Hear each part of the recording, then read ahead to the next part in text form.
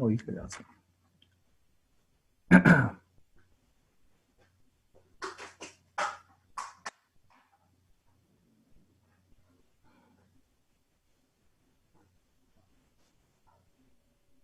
Right. I'm Bob Arum, and I'm with the Fighter's Voice. My name is Andre Ward. Knocking out the competition. Fighter's Voice! The Fighter's Voice. Ladies and gentlemen, I'm your host, Richard Ortiz of the Fighter's Voice, the only voice that matters. We got a show planned for you tonight with, from Soul City Boxing, co-trainer Roshawn Jones. Actually, as we speak, he's in the bubble right now, so he'll be joining us as we start the show. But we're not going to be waiting on Roshawn because Roshawn's probably wrapping hands right now, probably doing something last minute. Always getting prepared. The man's a perfectionist.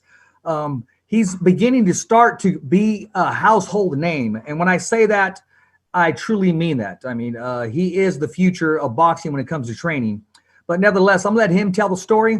With us in studio, I like to say in studio because I call it in studio, by way of Zoom, is Lukey K. I think it'll be safe if I say Lukey K. Is that all right, Luke? It's all good, just as long as it's not a disrespectful word thrown my way. It's all gravy. Oh no, we don't do that, man. We don't throw anything disrespectful or anything. I just don't want to chop up your name, man. I want to make sure I at least get pretty close because our engineer KP, man. If I even try to say what it stands for, we'll be here for a little while. So I got to make sure I hit it just right, man. But how you doing, Lukey? It's pretty good, but I want to give Roshawn. Oh man, I had an intro planned out for Roshawn. Oh, did you? Oh, you had an intro. I have an intro for him. Here. Oh, well, you do, huh? I got an intro for him. Okay. But no, I'm not. It's not the regular intro. It's a rap song. Okay, well, go ahead and play it. I'm not queued up because 3 people tried to call me, but I'm doing good, man. I'm trying to kill time to set up this really corny. Okay, here we go. I think this is it. Oh, no, that's not quite it. I had it queued up so good. The guy just says Soul City a lot, bro. Oh, okay. It would have been a moment if I had done it, but like it just didn't work. It would have been so cool when I would have put the phone up and he would have been saying Soul City, but I ruined it, bro. But Ro's here. Well, it's okay. We'll give him a proper introduction. Ladies and gentlemen, from Soul City Boxing, the co-trainer, actually was inside the ring chasing his career to be a world champion. Now he's forming these contenders into world champions, both him and his father. But that's a whole nother episode. Those that walk in the gym, they are asked to put on work and give 100%. Roshawn is being recognized by Robert Garcia. And just the other day, worldwide, Freddie Roach. You'll see Roshawn all over as he gets his grind on, just like a photographer would or anybody in media. He's out there with Golden Boy, Premier, Top Rank Boxing, waiting for him to hit the London area. No one's exempt from Roshawn working in the corner during a fight. Ladies and gentlemen, without further ado, the one, the only Mr. Roshawn Jones. How you doing, Ro? Thanks for having me. And you know, that kind of slipped out. I mean, I know that's Lukey's word. Can I call you Ro? Oh, yeah, for sure. Okay, sure. Just making sure the other day, because I must have slipped up the other day. I must have been tired or maybe had some coffee or something. Okay, there we go. Okay, that was the intro. There you go. There you go. Well, I guess I said your name wrong the other day. Lukey was, hold up. We ain't doing that here. And I said, what did I say? I said, no. I didn't say that. I said Roshawn. I made sure to a point to say it the right way. And he goes, sometimes we say things without thinking. And I go, okay, well, I guess that's fair. But how we doing, Roshawn? Oh, I'm doing great, man. It's an honor to be on the show. I appreciate it. You know what? I appreciate you being on the show, man. You know what? First of all, you're everywhere, man. I mean, you are everywhere. I see you dancing at a wedding or a quinceañera. I'm not sure what it is. And then I see you working the corners, doing your road work. And you're the only trainer out there that doesn't ask their fighter to do what they're not willing to do. You do road work with them, you work out with them, and you are a part of them. Talk to us about your closeness to your method when it comes to training. Yeah. You know, boxers' favorite words are like when you're in the ring or when they're working out is, you do it. You know, let's see you get in here and you can do it. And, you know, I gladly put in work. I gladly get in the ring with them, give them rounds. It's a different type of dedication that we do here at Soul City, you know, and I tell them I'm not going to have them do something that I can't do. And it's also a great way to monitor their conditioning, because if I'm running with them or sparring with them and I'm keeping up with them, something ain't right. You know what I mean? So they're supposed to be outdo me and everything, even though, you know, I'm the coach and I'm in a little bit of shape. And that's kind of a little motivation for them. You know, that's safe to say. And speaking of motivation, Roshawn, can you see Lukey on the screen there? Oh yeah, for sure. I mean, is it the camera angle? Is it shadows, or has my man been working out? Check out I've been hanging out with Z-Wop. I've been hanging out with Z-Wop, and Z-Wop, you know, that's my guy, man. Isaiah Steam. I've been lifting weights with Z-Wop, man. Well, I can see you've been living healthy, man. I mean, congratulations, Luke. You're transforming yourself, man. And it got to be the golf, man. It's that swing. You know what? Could be. It's something. I heard it's that cardio I've been getting in like the after hours, you know. But you know. Oh, there we go. Good thing it's an adult show, man. But no, it's good to go, man. Hey, talk to us about the performance that took place Saturday in the bubble at the MGM Grand. Your team was ready. Your fighter, 18 years old, man, and just his pedigree. When he was in the ring, he looked as if he had 18 fights already. Not just being 18 years old, he looked seasoned. Most of all, Roshawn, he looked very calm and poised. Right, most definitely. What's one thing about Haven Brady Jr.? He's a fast learner. He's a hard worker, and he spars with ORTIZ Jones III a lot. I mean, those two are iron sharpening iron, and it's just an honor to be able to coach those type of fighters who listen to you, who believe in you, and he does everything that you tell him to do when he go out there and performs. He faced two softballs back to back. His pro debut, he had a softball. His second fight, he had a softball, and he went through adversity. He got hit with a shot, stayed calm, and continued to break the guy down from the body to the head. So are you going to compare him to the modern day B-Hop because he's fought two southpaws back to back like B-Hop did? Whoo! I'm just throwing it out there. You can say that. I was about to say that is actually a fighter's nightmare. It's not that they don't like to compete against southpaws, but they're always a mystery. But if you face these guys early in their career, when they're ready to take on anybody, that's the best time. Grab that experience. And when you're in the boxing field, it doesn't matter what stance, because these guys can turn on you any time, conventional, southpaw, right-handed, and you're able to adapt in the ring, whatever game plan you have. You know that as a trainer, Roshawn. For sure, most definitely. And, you know, what my father implemented during sparring with softpaws, righties, mostly with softpaws, but you never know when a fighter can change up game plans or switch, so you got to be ready for anything. Exactly. Lukey compared him to a young, B-Hop. Earlier today, we had a conversation, and he kind of reminded me of Evander Holyfield's son. Evander Jr. kind of reminded me of the same movement and the kind of the same jab, and just they just kind of look one and the same. For sure. And definitely power punchers, and they come and entertain, and they come to get the knockout for sure. Well, I'm telling you this, man. Only 18 years of age, he's coming in looking good. And you know the old saying, you look good, you play good, you feel good, you are good. And everybody was decked out, man, rocking that red. And, the whole team believes in every step that they take, man. How important is it to look good? Because I've noticed, Roshawn, about you, when it comes to working out, you'll wear anything. But when it comes to get G'd up, man, I mean, from the cowboy boots to the hat, you make anything work, man. So some of you rubbing off on your fighters? Oh, yeah, for sure. It's something that, we're always taught. If you're looked the part, you're going to be separated from the others. And sometimes in the boxing world, you got to look good, you know what I mean, to draw more, attention to yourself, So that's one thing about us. We're going to look sharp no matter what we in and what we doing. Exactly. Lukey, I want to point something out, man. We talked about going back-to-back southpaws, right? But let's talk about Roshawn here. He's going back-to-back bubbles, my man. I mean, the man is ready to go from the MGM bubble all the way down to we got it on the NBC Ring City USA bubble, man. How are you adapting? And that says a lot about your principle and who you are as a trainer, willing to also go through it as your fighters do. Oh, yeah, for sure. I think we've been on every network bubble, Showtime, DAZN, Matchroom. And only one we haven't been on is PVC.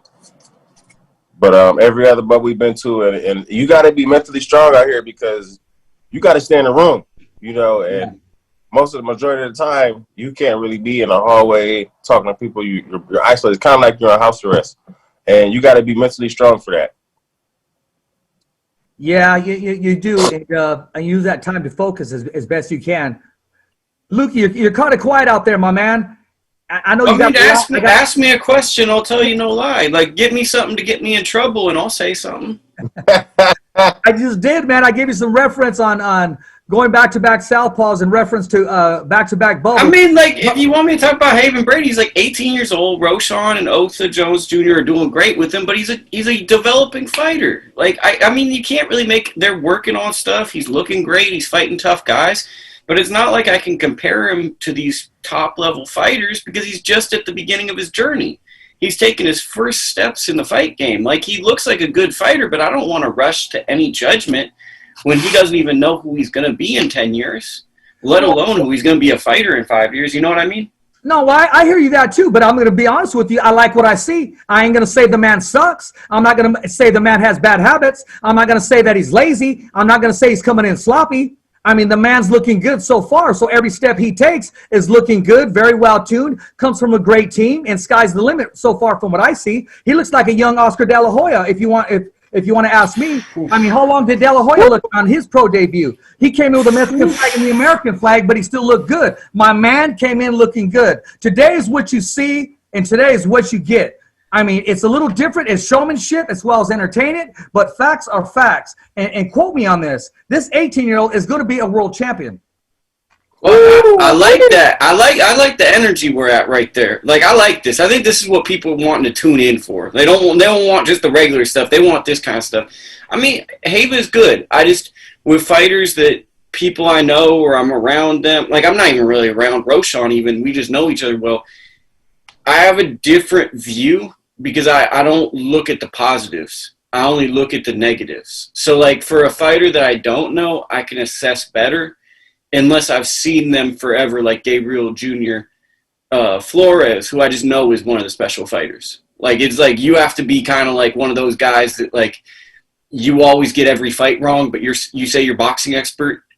If you're him, you're going to think Gabriel Flores Jr. sucks. And life's already hard for you. You've made like 50 bad decisions, and you're like, this kid's going to suck, and then he's going to be amazing. And you're going to be like, why does everything work out wrong? Because you make bad decisions. But, yeah, I mean, like, Haven's good, exceptional fighter, great body puncher. Reminds me of Charles Conwell a little bit of a mean guy like Charles Conwell. But can we talk about Charles Conwell's chain? His chain? His chain? Can we talk about Charles Conwell's chain? I mean, I think people are sleeping on this fight, but can we talk about his chain gang? Because I saw him doing some promotional videos, and there was a little chain on that. What do you think of his chain, Ro? I want to interview you. What do you think of Charles Conwell's chain? Charles Conwell's chain is very loud but quiet at the same time. So it's like a sleeping giant. Exactly. Those are dangerous. Right. Let a sleeping giant sleep. Don't wake him up. That's him saying, "Give me these money fights so I can get my jury up." How do these little petty fights get the big fights? And he's fighting a main events fighter. So he's fighting a fighter signed to another promotion, Ro. Oh, yeah. You know, we always do that. Always? We're talking about this Thursday, correct, gentlemen? On NBC, right? On NBC Sports Network. I believe the telecast starts at 6 p.m. on the West Coast. That's 9 o'clock on the East Coast. And who's the main event? I think it's Charles Conwell with that man on the Zoom meeting, Roshawn, in the corner, probably looking decently fly. I'm sure he is. I mean, he's going to be it's going to be televised. My man got to look good, man. Good commentating too by Showtime Porter as well, you know. Charles got a fly outfit. Anybody want to give a shout out to who put it together? You don't mind me ask?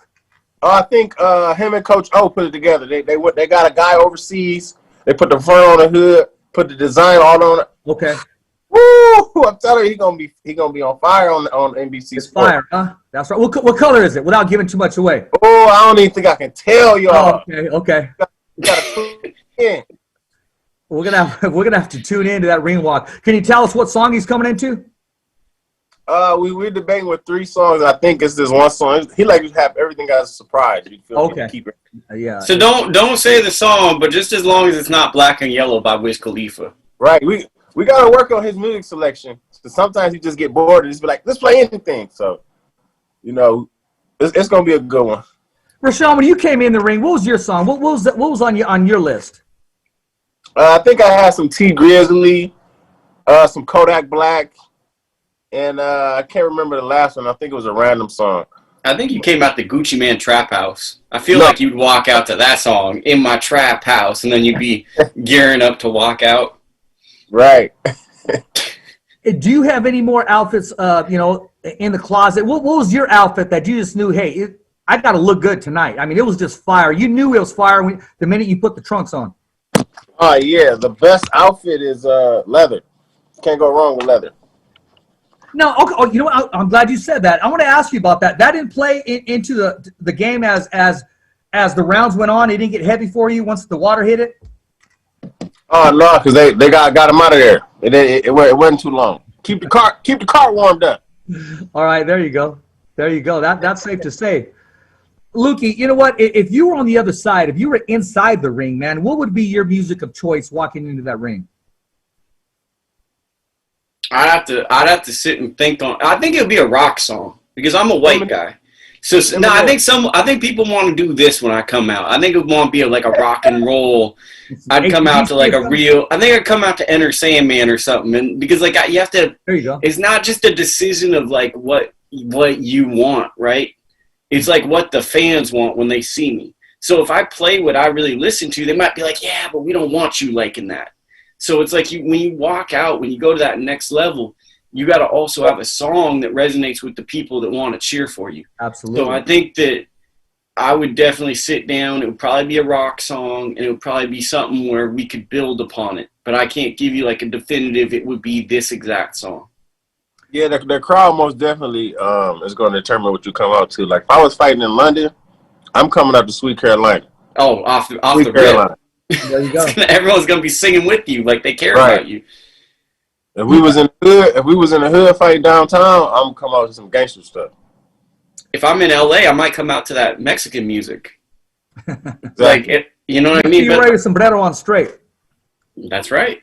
But I think that's something a lot of fighters mess up. Like I went to a card once and 3 people came out to I'm Not Afraid by Eminem. And it's like, bro, like you can't come out to the same song as Dude Before You. Like you're literally just blending in. Like you got to tap in with the crowd, but also like have your own lane. Yeah, you're absolutely right. And you know what? That song, it means a lot, not only to the fighter, but to the crowd and also on their decision making. I have a buddy who music is very effective in his life, and he liked a certain fighter only because he came out to a certain song. Actually, it's an old school fighter. You may remember him. I want to say, remember Gonzalez? He fought Julio Cesar Chavez. He also fought Oscar De La Hoya. Gonzalez was his name. He fought De La Hoya to a draw. I'm sorry, he fought Julio Cesar Chavez to a draw in Mexico, and then he fought De La Hoya. De La Hoya was just prepping him with a jab all day. I'm sure I watched it in quarantine. I'm sure I watched it. Because like Oscar had a lot of fights with a lot of guys that had kind of generic names. I want to say Luis Angel Miguel. Miguel, Luis Angel Miguel, I want to say. Well, Okay, it'll pop into my head. Nevertheless, a Mexicano, he came into some AC/DC, man. I mean, Spanish-speaking Mexicano with some AC/DC. I mean, you figure it out. It hyped him up, hyped up the crowd. Miguel Angel. But to keep it real, Miguel Angel Gonzalez, that's his name. Back in the day, that might have been some gangster stuff. Because if you remember back in the day, the Night Stalker was Roman, and the Night Stalker left that AC/DC cap at the house. Remember when he was being a serial killer and creepy as shit and killing people? Man, and that band kind of got a big push because this serial killer was like a known fan of that band. So I'm just saying maybe that dude might have been tapping into some dark energy on that type of stuff. Hey, speaking of dark energy, what do you guys think of Golovkin saying like if De La Hoya gets in the ring with him, he better be prepared to die, basically? Hey, If I think he's still learning English, man. only light skinned people can talk like that. Dark skinned people can't talk like that. I don't think he really knows what he's saying, man. You know, They said it through a translator, bro. He said it, and then the translator said it to the reporter. Wow. I mean, are you sure he didn't say something like, "Okay, be prepared to die that day," because leave it all in the ring? I can pull up the quote. Or did he say, "I'm going to commit a homicide"? Is that what he's saying, Lukey? He basically. Do you want me to get the exact quote? Yeah, get the exact It's word. in my. Someone texted it to me, man. Okay. You know, He said if he can get away with murder or killing someone. Here's the exact quote. Everything involving Gennady Golovkin for him is a nightmare. He could say whatever, but let me put it this way: if I gotten an opportunity to legally kill a person in the ring, I might seize it. That is his quote. You know what? He shouldn't be saying stuff like that now, especially at this point in his career. Fuck no. Because I'll take the words out of Conor McGregor. He's now stuck in the mud. I mean, the way he moves. I mean, he never was had the best footwork in boxing. He would just kind of cut the ring off and kind of let that left hook go like a old school Julio Cesar Chavez. But right now, Father Time is undefeated. I can't see him making that statement now. There's too many young dogs out there right now. What's your take on that, Lukey? I mean, bro, like, this is one of these classic it almost makes me wonder if he's going to lose this fight this weekend, because this is always what happens to boxers or MMA fighters is they start saying some weird stuff or acting hella weird, and then they get the business, and I'm going to be mad as hell if Golovkin loses to some guy I've never heard of, and I have to see Canelo fight him, Munguia fight him, Charles Conwell fight him, Charlo fight him. I have to see all these damn fights because Golovkin's old ass loses to some random dude I've never heard of, and we get Kevin McBride 2.0. I'm going to be mad. I don't want to see that. One fight I do want to see, Roshawn, is I want to see Canelo fight for the WBC belt, man. Take on the champion, 160. Charlo. Yeah, what's your take on that if it does happen? I think it'd be a good fight for the fans. It'd be a heck of a fight for the fans. I'm going to go with Charlo on that one. I feel he's too strong, and he's it's not the right weight class. You know what I mean? Canelo is better, bigger. Well, I mean, with Triple G, you got one fighter coming up and one fighter slowly on his way out. It may not even be slowly. I mean, let's be honest. He didn't look the best his last fight. Right. Keep it real. Like, Roshawn, you know this too. Sergey Derevyanchenko's hella good. Like, he might have just looked bad because he was in there with a beast. Right. He's definitely a beast. And anybody fight him better second guess themselves and be ready because he's coming to work. No, I mean, you're absolutely right, man. There's no time because of this whole COVID thing. There's no time for a loss, Lukey. It's not like it was, a loss, okay, a year and a half, maybe 2 years. You take an L, that's close to 4 or 5 years now where we're at. Because you got so much people on hold, so many much fighters on hold. You take an L, get to the end of the line, basically. Look at Verdejo, bro. Verdejo got stopped, and now it's like he's probably not, like, he may or may not be with Top Rank, right? I don't know if they're going to keep him, but there's probably a chance that he's not going to be with Top Rank. And then he's got to come in as the super B side, getting super crap money, trying to pull an upset. That's like the worst position to ever be in boxing. You want to be on the A side as long as you can, and when you take your hard fight, you want to have like one of these performances the fans love and care about you, so they'll sign autographs and want to see you around. You don't want to be on the B side hoping you can turn something around. That's the tough part of boxing. As a trainer, Roshawn, what's the confidence like and the whole outlook like coming in as the B side as opposed to coming in as the A side? Compare the two, please. This past weekend, we had two situations. We had Haven Brady in Las Vegas, Nevada, and we had Marcus Washington in South Carolina. Haven Brady was the A side on the Top Rank card, which we was kind of in a position, had a slight edge in winning that match. And Marcus Washington, who fought for the NBF belt, National Boxing Federation League, a small title he won. He came in as the B side, and the whole training camp you know, we train for the knockout. If you're a B-side, you got to get the knockout. You got to get the knockout. If you're going to somebody's hometown, if you come into somebody's hometown as the B-side, then 9 times out of 10, you're going to lose. So we got the knockout in the 5th round in South Carolina coming in as a B-side. If we didn't, we would have lost that fight. And those are the comparisons from A and B. Very well said. I want to ask you kind of a tough question as a trainer, and as a young trainer who's making a name for himself and being recognized by Hall of Fame trainer. And actually, congratulations, Freddie Roach doesn't just give out compliments. Doesn't just say I want to collaborate or I love to work with you or I'll see you soon. He just don't give them out. That's what that is. So it's like if he was a goalie and you scored off him, you better keep that ball. That's what I'm talking about. Right. How tough is it knowing that when you see a close fight, okay, here's the scenario. You see a close fight. The fighter doesn't get the decision because of who his corner is. As if to say, if he had a Emmanuel Stewart standing next to him, if he had a Robert Garcia standing next to him, and he had a Freddie Roach standing next to him, that does, in the boxing world, hold some weight. Let's talk about that, Roshawn, because a lot of people really don't talk about that. What's your take on that situation? Oh, yeah, for sure. I definitely believe in that. When you talk to Hall of Fame trainers and people see you dealing with Hall of Fame trainers, then they want to deal with you. And then you have training camps where you have fighters and they start to see, like, oh, this guy's everywhere. He's on the show with Richard. He's talking to Freddie Roach. This guy has to be doing something positive. And just like when you're dressed apart, you know what I mean? People want to deal with people who are professional and polished. And, you know, that's a good thing. You know what I mean? And it was an honor when Freddie Roach came up there and talked to me because, you know, obviously we were going to be fighting at his gym the following week, you know, so that was a conversation starter. And, you know, the promoters that was dealing with our fighter and his fighter was telling them a lot about us. So he know that we're serious and he know that we're coming to win. He know that we're on the uprise. What kind of Gatorade you got, bro? This is actually a Gatorade with sugar. I don't drink sugar. And once I noticed that it has sugar in it, I stopped drinking it. Will you give it away to one lucky viewer of the program? But they got to go share and like 5 things on their story, and I'll send it to them.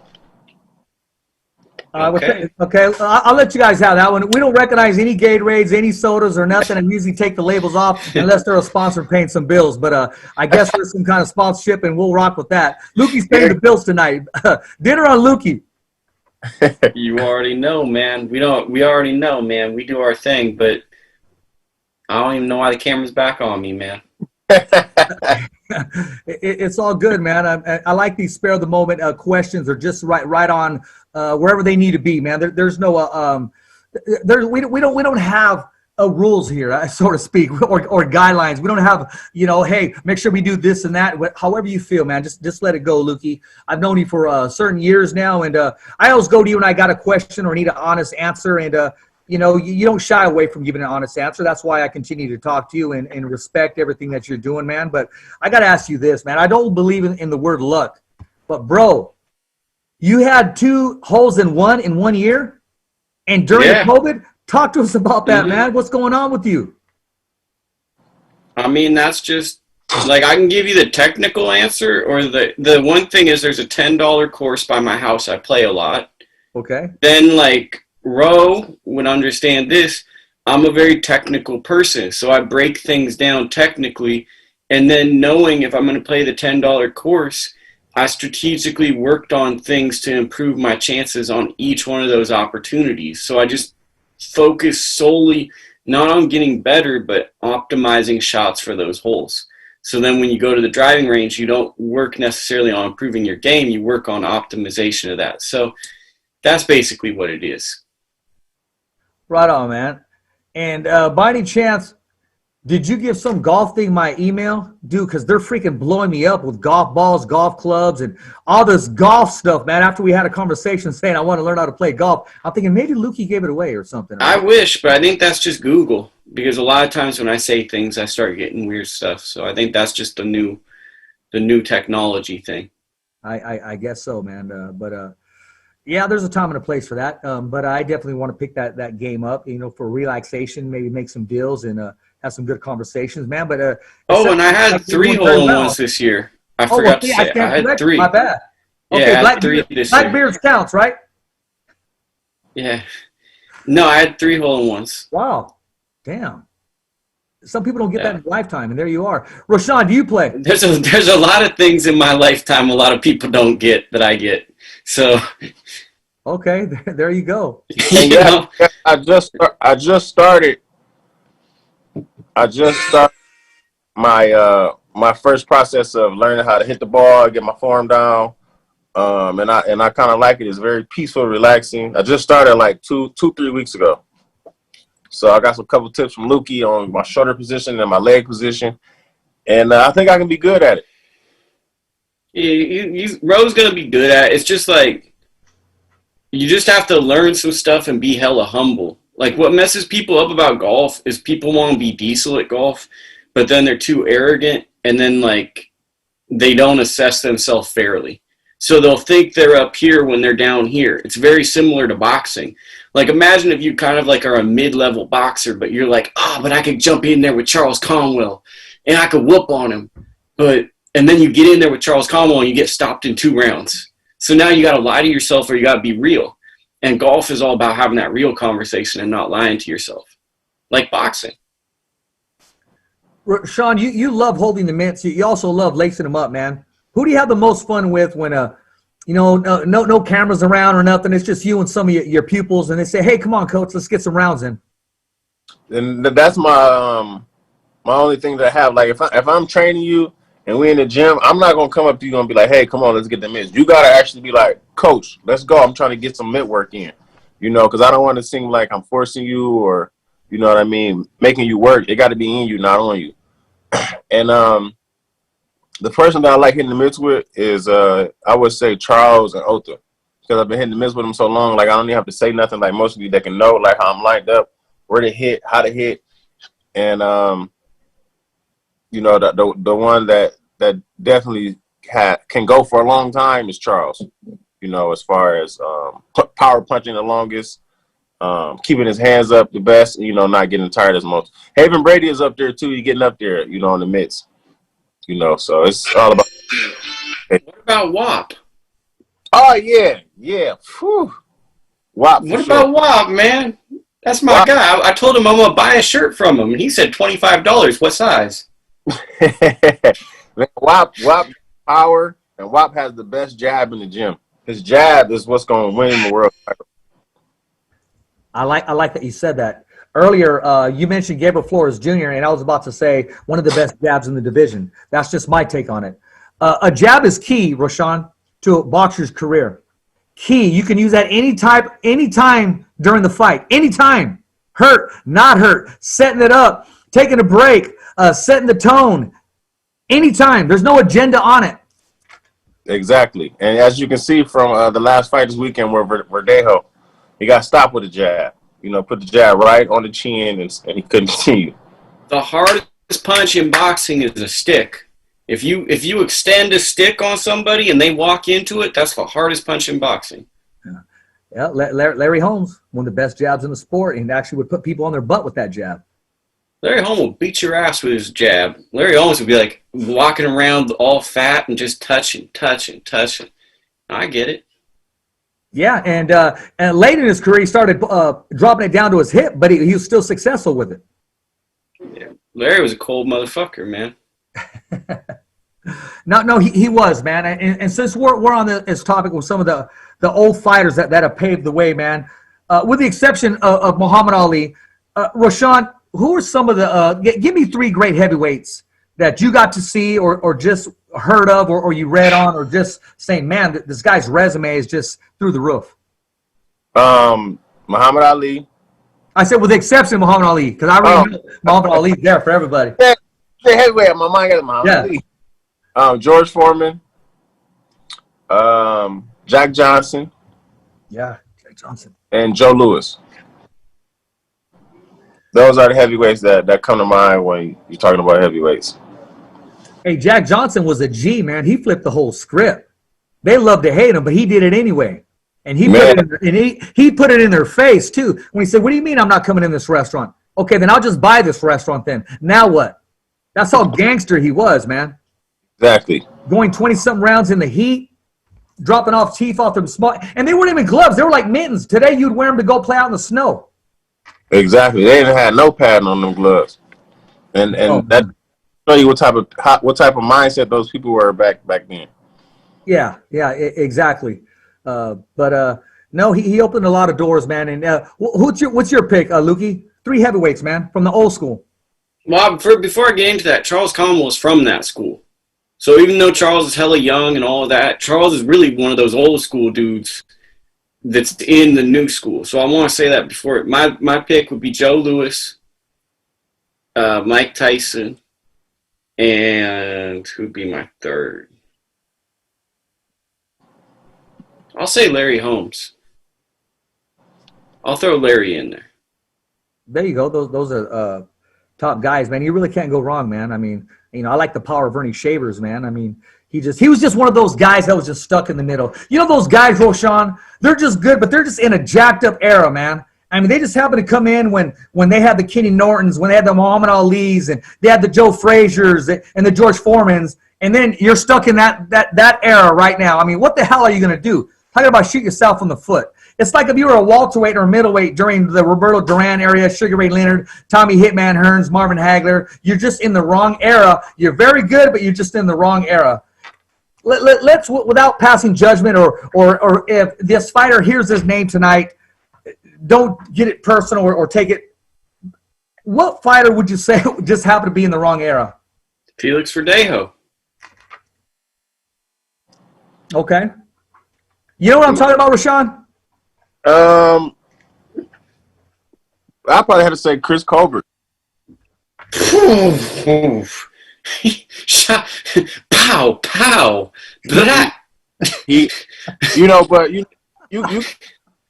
can say that, but until they actually fight someone like for a belt, they got to knock them out. You know what I mean? Because the world has their picks. You know what I mean? Just like the Roy Jones and Mike Tyson fight. The world had Mike Tyson winning. You know what I mean? Before the fight even happened, and you just got to prove them wrong by knocking them out. You knock them out, ain't nothing they can say. You know what? I say Chris Colbert because he's in that 130-pound division, and you know how the 130-pound is set up and 135 is set up. You know, you got to really stand out and, knock them out. And Big Row, the thing I'm seeing with Colbert is he likes to keep his hands in his pockets like I do guarding my wallet, but he's a pro boxer. Yeah, you can't fight with your hands down. And especially at that 130-pound weight class. They're coming, and they're throwing heat. 126 to 130, they're throwing straight knockout punches, and you can't slip up like that. These guys are Pistons, man. I mean, they're full of energy. They're letting their hands go. And there's nothing better than a knockout than another knockout. And it's like, I wanted to ask you this. Going into because we got Ryan Garcia and we got Campbell, which is a tough fight. And we're going to break that down, Lukey. I want your expertise on that and yours as well, Roshawn. How much pressure on King Ryan to live up to Teofimo, to live up to Tank Davis? And we're talking about the Picasso that Teofimo put together, that painting, that masterpiece was a classic. Even though he did take some sloppy punches in the middle rounds, but hey, it's a fight. You're fighting Lomachenko.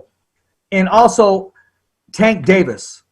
Now, I want to say this before I even move ahead from Tank Davis, but what I'm talking about is the pressure. That knockout, and we're going to come back and talk about that knockout because I want to see his next fight if he lives up to that. And you know as well as I do, as a rap artist or any artist, once you get a hit song, they want to follow up. They want to see what's the next hit song. So we're going to come back and talk about the Davis knockout in a little bit. But how much pressure is on King Ryan to perform, to live up to those expectations of, hey, I'm in the mix with these top three, these top two? Roshawn. Well, it's a lot of pressure on Ryan because Canelo's not with Go-To Boy anymore, and they need a face. Yeah. And this is kind of like his first real test against a real proven fighter who went against real proven opponents. And Luke Campbell had Lomachenko looking real funny for a second. Human. And Ryan, he's going to have to really break him down and come with a real game plan and not think that Luke Campbell's going to lay down because Luke Campbell's going to look to drag Ryan in the deep water and finish him in the later rounds. But and Ryan's going to try to, get him out of there in the early rounds, with the calm, subtle moves and then the explosiveness with his hook. He's going to try to do that. But I don't think Luke Campbell's going to fall for that. No, I agree with you on that. Lukey, what's your take on that? Ryan's one of these special fighters, man. Special fighters pass these tests until they meet other special fighters. Right? Anyone that doubts Ryan in this fight will be very upset. I think that the guys like Ryan Garcia rise to this moment. I think that he's a lot better than people think he is. Very well said. I will add, I'm not concerned about. I'm just saying how much pressure is on the man. I mean, because it's like, okay, now you got to go. Say an artist went on, freaking standing ovation, another standing ovation, and now you're coming on next. You feel me a little bit? Well, it's not. Bro touched on this. Like, I get like what you're saying. It's like Teofimo just fought one of the generational best. Gervonta Davis had a knockout of the year. And now you're up next, and everyone's looking at you. But Rogue put it best where he's the face of Golden Boy. Yeah. Golden Boy doesn't really – they got him and Virgil Ortiz, but Ryan's got the bigger following right now. So they need Ryan to really be in big fights and make a lot of money to keep the company going. So I think the pressure isn't just on looking at his peers. It's like, yo, the company I'm with needs me to be the next marquee superstar, and I was in this incubation period of being a prospect. But now I need to raise my level and get to where Teofimo and Shakur are at. Like, I got to be even with them, but taking on marquee fights that can sell in Texas or whatever state will let people be in. And I think that's the pressure he feels. I see it as well, but I also see what Roshawn said as well, too. That's also the opportunity now. He is in a great place right now because, like he said, to be the face, the new face of Golden Boy 2021. Everything is laid out for him, but he does have a tough task in front of him. Campbell's no slouch. He's going to come to win, and he's going to give it his all. And yeah, absolutely right. I don't think he's going to fall for that feint, for that left hook. We're going to have to see a different side of Ryan. And like you said, special fighters rise to the occasion. So, Richard, only two fighters from the UK have ever won in America. Joe Kawasaki and that's a bad dude right there. Tyson Fury's also one of the most underrated fighters in boxing. I don't care what anybody says. He'll take your ass to school all day long. But, like, okay, we can say three fighters, but I don't even view Tyson Fury as a UK fighter because he's just like a transcendent superstar. He's like really three fighters in my history of watching boxing have come to America and won. Every other guy comes to America, and then it's like they either have a close fight, Ricky Hatton, Louis Collazo, or they lose. Like, look at Canelo Smith guy. He's going to come, he looks really bigger, and then he's going to get knocked out. And people are going to go, oh, my God, we didn't see this coming. This is what always happens. So it's like Ryan's going to get in there, and people are going to be like, man, Luke Campbell, he's done this and that. But these guys typically lose. They're high-level opponents. What's your take on that, Ro? Is he makes sense there? I mean, I understand that, but I think we're on even ground now. There's opportunity right now. Okay, let's put in the factors now. We have the COVID, bro. That's here. There's no time for a loss. There's no time for a setback where, okay, hey, we'll go to the drawing board. A couple more fights, we'll be back in the mix. No. You take an L right now. I mean, that's going to put you back years. So I see it as an opportunity. I understand what Lukey's talking about. Luke Campbell's going to be going back a few years. Luke Campbell's going to be set back a few years after he fights Ryan. Well, I mean, I hope that happens, only to set up great fights. That's why. And then we're going to be seeing – I want to see Ryan versus Tank Davis because I think that Golden Boy is going to need a marquee fight with Ryan, and I think that's an interesting fight. I think they don't fight. And I think you're a hater on the low. I like Ryan a lot, but I just don't think that they're going to risk that fight with Tank. Not yet. That's a risky fight. That's a very risky fight. Very risky fight. That's no. There's a lot attached to Ryan now, like you talked about, Lukey. Our viewership, our sales, our company name. There's a lot riding on him right now. We got to get some more contenders. We got to. What did he say? We're going to start all over again. What did De La Hoya say? We're we're going to put everything back into Golden Boy, which means they need to revamp, they need to restructure, they need to make sure that it's not controlled by one man. But this is boxing.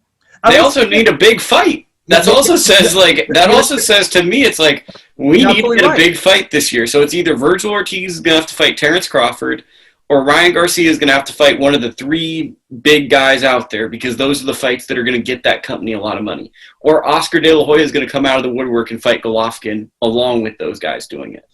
That fight's probably going to happen. He's been talking about Golovkin for a minute. But I want to talk about Tank Davis, and not just Tank Davis, but coming off an excellent performance. Well, it's a first-round knockout, fifth-round knockout. When you look sensational, how much pressure is on a fighter, Roshawn? We're talking about Tank Davis. I'm talking about his next fight, the pressure to look just like he looked the last fight.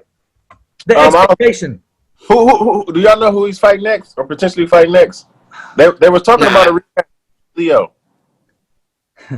Shoot, I hope not, bro, because Leo, like, I don't want to see that, bro. Like, we kind of saw how that ends, and I don't... Right. That's not right. Leave that man alone. Like, I don't want to see a rematch where you're like, leave that man alone, Tank. Yeah, not right now. I mean, I like Santa Cruz, man. I really do, but I don't want to see that's a bad matchup for him. I will say that, and you don't just get touched; you get put to sleep on that. And the good thing is he didn't take punishment, but just not right now. Let's go somewhere else with that. As far as trying to fight a champion and getting yourself back onto the top position. Who do you see, Tank Davis? Who would you match him up with, Roshawn? Teofimo. I'm right there with you on that. That's really the only route right now for him to take. Anything else is no other person for all those 135-pounders. You got to fight Teofimo. Lukey, what's your take on that? Because I know you're a big Teofimo fan. Well, you already know. You can keep it homegrown. Yeah, man, You keep it homegrown. I mean, I like Teofimo, but I'm trying to give you an honest answer. So what division do you want Tank to fight in next, 35 or 30? Well, 35s. Teofimo ain't going to 130s. No, but I'm saying what fight, if you're asking me to matchmake for Tank, Oh, which okay, weight are we yeah. at? I would say 135s. Let's move up. Everybody's moving up. How about Tank versus Rolly? Nah. I mean, that's a fight. That's a fight with a lot of trash talk. That's a fight with a lot of excitement. Rolly did the small title belt. Mm-hmm. So, I mean, that's a fight you could look at making. Toledo in the building, you could put Tank in with Robert Easter Jr. That's a fight you could make potentially. If you wanted to put him in there with a guy like Hector Tananahara, that's a guy who's got a good record. If we go to 30, I would be looking at Chris Colbert for Tank. Like, that's the name that I'd be looking at. If we were looking at maybe a top-ranked guy, maybe Abraham Nova. So those are kind of like the names that are kind of coming to my head in terms of guys that realistically Tank could see. Yeah, that's a good breakdown, Lukey. It really is. Do you see Tank competing at 140 before it's all said and done? I see him competing at middleweight. Oh, yeah. They don't call him Tank for no reason, man. I mean, look how stout he is. Look how big he is. Look at his neck. I can see him 147s easily. I mean, how old is he? What, 24, 25? He's I would say 24. 24, yeah. Right, so imagine if he's boxing at 32. What weight class do you think he'll be then? 45, 47. Yeah. That's a longevity. That's a great career if you're still boxing at that age nowadays. But I mean, that's the trajectory Tank is on. Yeah. Like, Tank is on this, like, because if you keep it real on the PBC side of the fence, the guys that are with the power, it's Earl Spence, Tank, and the Charlo brothers. That's their legends on that side. Those are the guys on that side. And you got Conwell trying like heck to get one of those Charlo brothers. He wants the 54 one, I feel, because Conwell wants to be a legend. But the problem with Conwell is he's beating up everybody that's in front of him, but people aren't as aware of him because he's kind of building himself up, coming from the ground up, main event and cards, while a lot of guys are on these bigger cards, but the first fight of the night. So guys are saying we don't know him when he was on the Olympics on NBC. And we don't really recognize him when he's beating guys up in their own gym. So best kept secret. Yeah, that's why I think he says he's the best kept secret, because everyone knows about him except for the fight fans. Well, his time's going to come. I mean, he's taking every opportunity that's given to him and doing what he needs to do. His time's going to come. He's probably going to have to make some statements or something, or rival somebody up just a little bit, because he could back up what he's talking about. He's not a man just talking with no chin or no explosiveness. He's going to have to do whatever it takes to get that opportunity. Roshawn, being that close to him, without laying out everything, where do we see this man in 2021? How close to a title shot? This fight should be for a title shot, or at least a small title. So I say at least June, August title. 2021 August title shot, if not June. The last conversation I had with you, you said, Richard, we're preparing him for this style. Without even giving away the name, I'm sure they can go back and find the name. But you gave me a name and said, we're ready. We're preparing ourselves for this style. And, that's one, it's one of the champions out there. So when that time comes, will we be ready not to just take the fight, but leave with the strap? Oh, yeah, for sure. We know we have to dominate. No fight, you can leave it in the judge's hands. Just like he was saying, he's boxing best kept secret. Judges may not know him, you know what I mean? So he has to dominate. Like, even us fighting here at Freddie Roach Gym. This guy that we're fighting, we know he used to come down here and train. So we know we can't leave it in his hands, you know what I mean? Just because of the name, you know what I mean? So we're fighting. Wait, big bro, you're gonna try to go to stop him? He's got to get out of there. Hey, we're gonna break him down. We're gonna go for the TKO. This is boxing. You can't leave it in the judge's hand, because there's not a scoreboard. You know what I mean? No live score. So we got to go out there, break him down, dominate, and fight behind the jab. And everything else will fall in place. Roshawn, I want to put you on the hot seat real quick, man. And I'm glad we brought that up and talking about no scoreboard. If you were in charge of all the officials, what would you make sure they go through before they become an official? And how much of a period do you continue to check up on them to say, okay, are you still able to, just like being on the job, are you still able to perform? And what are the things you would be asking some of the judges? What are their qualifications, rather? I think they should be, they should watch fights in the past without seeing a scorecard, judge the fights of what they think, but the answers already be implemented into the system of what this round should be. And if they're not matching the scorecards that are already implemented into the system, then they don't need to judge. That's going to be half the judges aren't going to be able to score the fights. That's what you got to do. They're going to be up out there. That's what you got to do if you want to take all the politicians out of the game. Did you see Adelaide Bird had Brandon Valdez beating Robsy Ramirez? And he got stopped? At the time of him getting up out of there, she had him winning? Damn. It's crazy. I mean, you really, people would just say this just to say it. I don't know what fight they were watching. But nowadays, what fight were you watching? What were you thinking about? That's like that Richard Hitchens fight on Showtime. The judge Don, he had this. All the other judges had to fight one way. He had to fight a whole totally complete way. I think he just saw the wrong color.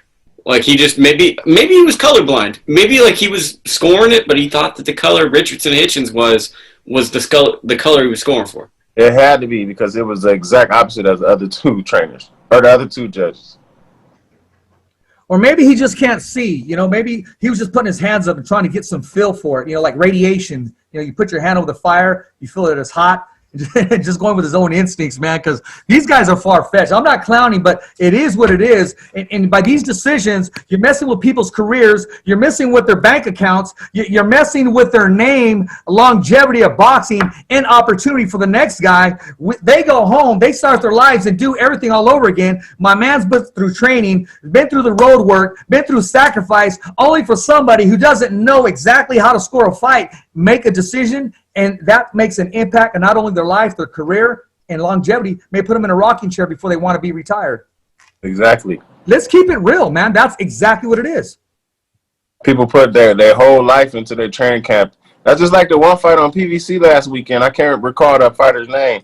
But he beat the guy, knocked him down, and still. Yes, I know what you're talking about. Yeah, did him twice, right? Or no, knocked him down early. Exactly. Lukey, you've seen a lot of boxing, Lukey. You've seen some poor decisions, man. And, you know, you're the old school way of thinking. Your whole thing is, well, then just get him out of there. I say get him up out of there. Emmanuel Stewart was the only trainer that I've ever was able to speak to that trained every single fighter for every single fight for the knockout. That was from the great Emmanuel Stewart. Hey, Richard, I got to go. We got to go to the restroom. We'll wait. No, I gotta take care of something. So you guys finish up. Great show. I gotta handle something. All right, Lukey, appreciate you coming on, man, and keeping it real. Roshawn, before I let you go, man, because I know you got some things to get together, I do want to ask you this because I admire your IQ for boxing. Bro, I'm going to tell you this, not just because you're on the show and not just because Lukey told me about you or from what I see. Bro, you're the real shit, bro. You are the real deal. There's a lot of trainers, they just don't get it. They're stuck on their methods, man. They're stuck in their traditions. They're stuck on their, okay, no matter what, we're always going to go this route or this route. You're not afraid to give an honest answer, even when it comes to your fighters. And sometimes when your fighters answer, you'll say, okay, what you're really trying to say is this, because you know your shit. Is that from being inside the ring, or is that from just learning from your pops, who is a boxing encyclopedia? I think that's a little bit of everything. It's a little bit going back to wrestling and all the sports I played coming up, how I was raised with my dad. You know, we eat, sleep, live boxing. We can't go a day without strategizing and talking about boxing, on putting yourself in a position and managing to come out on top.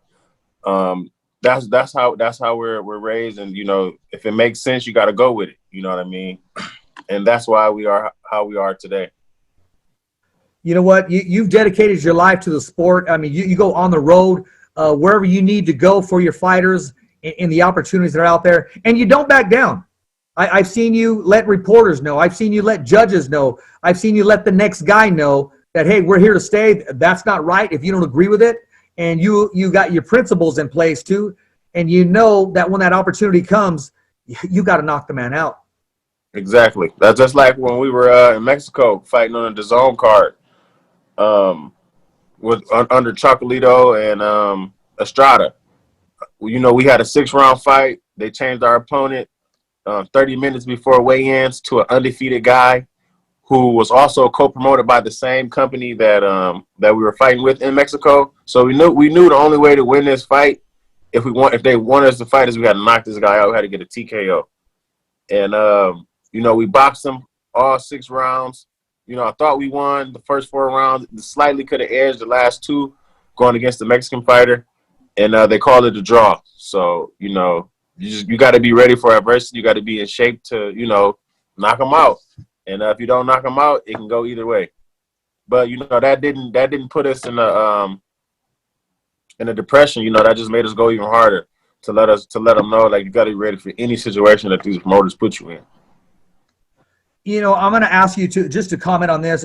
Don't tell me which promotion team, but you already know, like, when you go to a certain restaurant, okay, which restaurant are you going to go to? I mean, we got 3 or 4 high premier restaurants or hotels. I mean, you worked with the Golden Boys, the Matchrooms, the Top Ranks, the PVCs. But you know, in your mind, what's the better fit? Where you feel comfortable?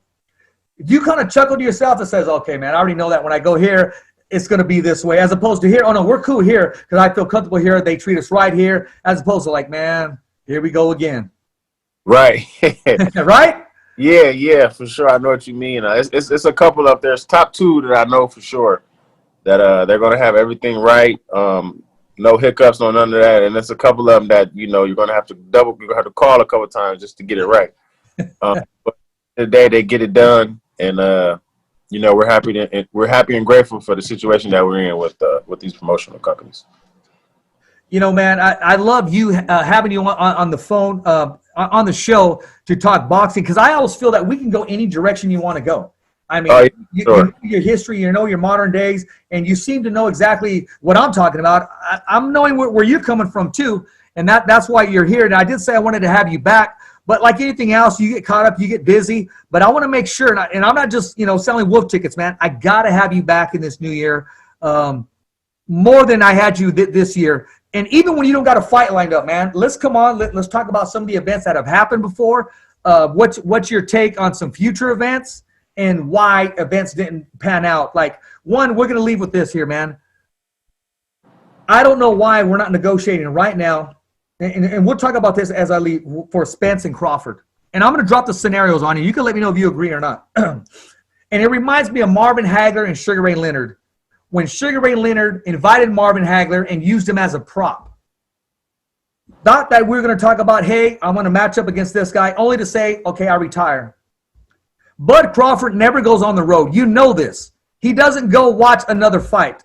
Unless it's Jamal Herring or Maurice Hooker, one of his fighters, Shakur Stevenson, another fighter that he's close to. He goes all the way to see Spence there. He's doing his homework. It's no secret. He's there. He's coming off looking spectacular. Spence knows he's there. He's on the Jumbotron. Spence looks great. Why not give all the fans exactly what they want? Say, you know what, there's a certain fighter out here. I want to give the fans what they want.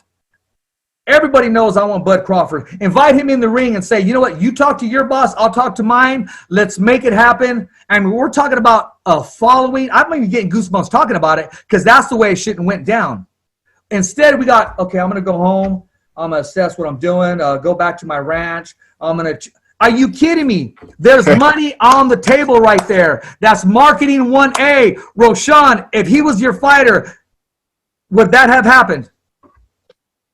See, Al Heyman is very different. He's very strategic. And if that was our fighter, you know, we from a different side of the fence because we have to talk, try to get our way up there because we're on the back end. He's on the front end, so that fight is kind of already brewing in the pot. So they know that fight is the only one fight, and I don't think it's gonna happen because Terrence Crawford is with Top Rank, and Earl Spence is with Al Heyman, PVC. So if Crawford beats Earl Spence right now, they gonna have all the power for the 147 division, and you know what I mean. So they got to come to the right terms, the right guidelines in order for that fight to happen. The right money. Who's the A side? Who's the B side? Who's going to promote the show? Who's going to televise the show? All that stuff happens, and Earl Spence can't talk about that at this particular moment because he's not ready for Terrence Crawford yet. Probably need one more fight after his accident. I feel he's ready for him now, but they feel he needs at least one more fight, in order to withstand what Terrence Crawford had. Because Terrence Crawford got power in both hands, and that's just not any fight that you take. Rochelle, but the blueprint is there. We did it already. Tyson Fury, Deontay Wilder, and we were going to do it again. It was a great collaboration. The blueprint's right there. So it shouldn't be as simple as talk to your boss, I'll talk to mine. I'm just being greedy. Why not just give it to the fans and us see these guys matched up against each other, looking at themselves inside of the ring, Crawford coming off a sensational stoppage, and then you got Spence who answered all the questions and then some. The man is back. Exactly. Yeah, we for sure we gonna get that fight. We just got to be patient. There's no other fight we want to see Earl Spence fight. And there's no other fight we want to see Terrence Crawford fight but Earl Spence. It's going to happen. Well, I hope it does. And before I let you go, now, what's this? How about a Spence and Manny Pacquiao? If they sign, does Crawford leave Top Rank? I think he's probably going to leave Top Rank. Are they sitting on the talent? They don't want to test the talent? Or what is it there? I mean, supposedly you got the best pound-for-pound guy in the world, right? I think it's the money issue. Especially with the pandemic going on right now, it's not that much money that they can get. You know, people taking pay cuts. You know what I mean? Absolutely right. Yes. People don't want to fight these type of people with the reward that they're giving out just yet. But at Boxer's Life, they got a small window, my man. Most definitely. I'm definitely agreeing. I'm agreeing with you, but I'm just Keep it realistic. I hear you. On the business side about it. Absolutely. And I agree with you 100% on that. With no pandemic, we would already, it would have been Mikey Garcia and Manny Pacquiao. I mean, negotiation was on the table. It was getting ready to happen. It just didn't happen because of the pandemic. I mean, it's unfortunate, but we have to adapt as fighters. We have to adapt. You know, a shout out, first of all, I mean, Rick Morigian and Robert Garcia signed a great partnership deal with MTK. Rick Morigian, he was unable to promote a whole year. So that had to hurt the pocketbook, but I know he's well invested and he takes care of himself. He's prepared himself for these rainy days. But look at all the other fighters. There's millions of dollars that they couldn't cash in on. But this is the norm that we have to deal with right now, unless you absolutely want to put yourself on ice. Exactly. You got to take chances, and this is the time that you got to take chances. I agree with you, man. Oh, I also want to give a shout out to Mikey Garcia. It's his birthday, and also a buddy of mine. I'll just say his first name's Anthony. He's suffering from you know, the COVID, and prayers are with him, his wife, and his family for a quick recovery in Jesus' name. I pray that they recover and able to go on and continue to contribute to this boxing world. Anything you want to leave us with, Roshawn? I'd like to say RIP to my best friend, Brian Smith, a.k.a. Ali. He lost his life a week before Thanksgiving to a senseless act that we have no idea how it happened. So shout out to him and his kids. Soul City Boxing Gym is also having a toy drive for the Christmas ending December 18th. If anyone would like to donate any cash, any toys, you can go to my Instagram. You can find the link, and donate to the cause to keep these kids positive. Also, shout out to Heavy Brady Jr., who just fought on ESPN Plus live on Top Rank card under the Shakur Stevens undercard. Also, shout out to Marcus Washington, who just won the NBF small title in South Carolina, went into a guy hometown and won a belt at 154 pounds. Shout out to Charles Conwell. He'll be headlining NBC Sports Ring City show Thursday at 6 p.m. I think we walk in the ring around 9 p.m. And, you know, we're here to put on the show. Shout out to everybody at Soul City Boxing Gym. Shout out to the Fighter's Voice for having me on the show. Some people may not know Charles Conwell. He's boxing's best kept secret. Yep. Tune in Thursday. We're going to show you who this guy is. He's the king of the underground so far. And he's just looking for his breakout point. And this is his first time fighting on a network television, which is NBC Sports. He's been fighting on all the live streaming apps, ESPN Plus, Showtime. So now this is his first network that he's going to be on, like public TV for people to see. So make sure you tune in to that fight.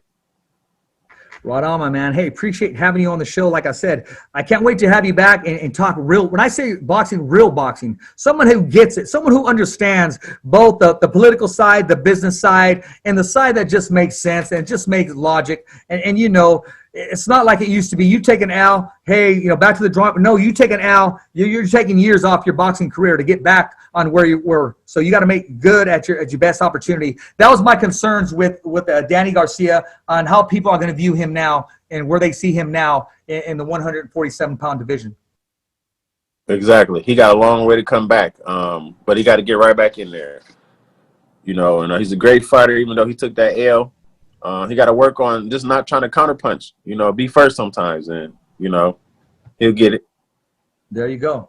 Hey, as always, I'm your host, Richard Ortiz of The Fighter's Voice. Want to thank also Lukey, who came on the show. We had a few laughs. He kept it real. Lukey's always fun to have around. And our guest tonight, Roshawn Jones, the co-trainer at Soul City Boxing in Ohio, making it happen. And don't forget to watch Conwell this Thursday on CBS, actually. No, I'm sorry, NBC on Ring City, USA.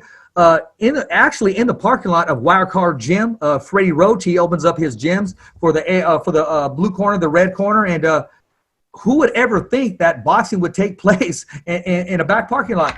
So there it is there, ladies and gentlemen. We're doing everything necessary to get back to the rap. As always, thumbs up for Richie. And all the crew right here at the Kick-Ass Podcast. Saying hasta luego, baby. Thanks for listening.